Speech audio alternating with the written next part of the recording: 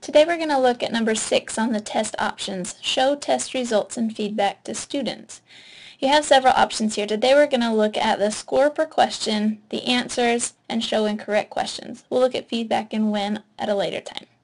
I've created several tests to do as samples so that you can see what a student will see if you have each of those options selected. In test 1, I've already taken it to show you the end result that a student will see. So test 1 is going to show you the scores per question.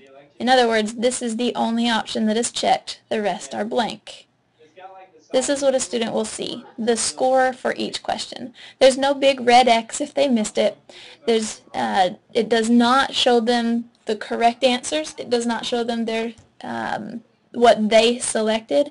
None of the answers are visible at all. It just shows them that they got this many points out of the question. The second test shows all the answers. In other words, I'm not going to select this. I'm going to select this one and only this one. So this is sample test 2. This is going to show the options. It does not tell you the score, does not show you that I got it right or wrong. I don't know what I submitted, and I don't know what the right answer is. This is basically if you want to tell your students, take this and use it as a worksheet and go look up the answers. Okay? So now we're going to look at the third.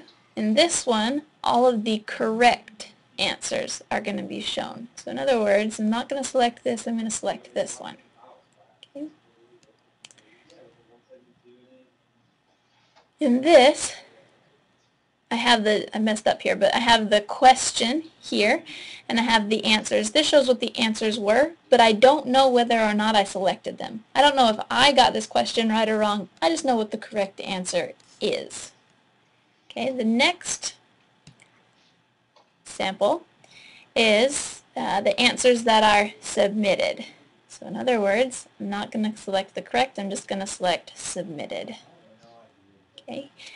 In this case, the students will see what answer they chose, but they will not know what their options were, and they won't know whether or not they got it right.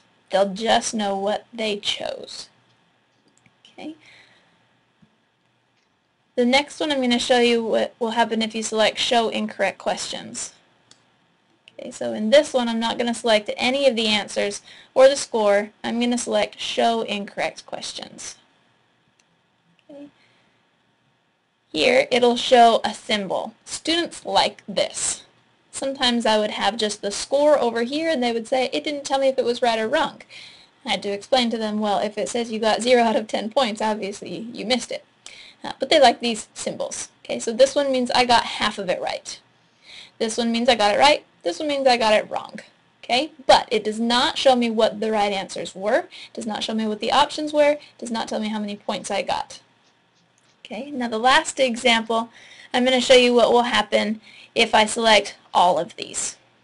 Okay, so I'm going to select the score per question, all the answers, the correct answers, the submitted answers, and the incorrect questions. Okay, and this time it will show me the question with all of the answers. It's going to show me the correct answers and the ones I submitted. So my selected answer was A. The answer options were A, B, C, and D. The correct one was A. I got all the points. This one, the selected answer was A. The answer options were A, B, C, and D. The correct answer was B. So this tells me all of the information. Now you can do any combination of these options that you want. So you might want to show them the submitted answer and all the answers but not tell them if they got it correct.